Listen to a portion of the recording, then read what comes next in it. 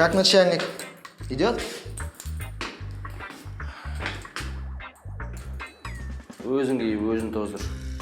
Да ты не переживай, в следующий раз отыграешься. Ты не выпендривайся, понял? Надо будет сейчас все заберу и навсегда закрою тебе. Начальник, как-то не по-мужски получается.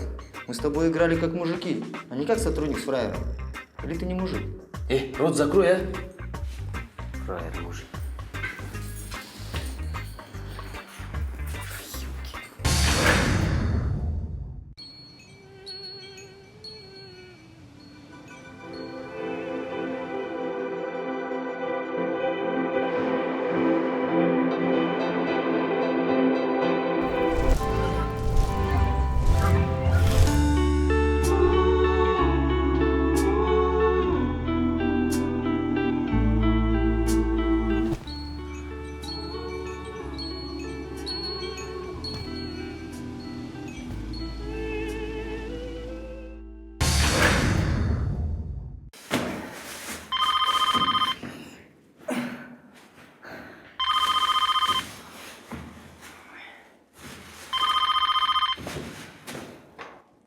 Да!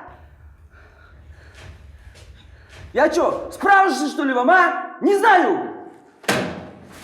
Надоели, достали всякие. Умар в серии. Наш, что ли, серия, а? Ладно, надо будет перезвонять.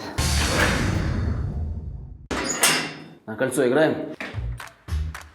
Здесь же не ломбард, начальник. Если я выиграю, ты отдашь все, плюс уборка. Не-не-не, все, начальник. Не играй, лавочка закрылась. Хотя, есть одно предложение. Продам я тебе все по-свойски. Так, косарей за 15. У меня нет таких денег. Давай я под залог это сегодня оставлю, а потом зарплаты отдам.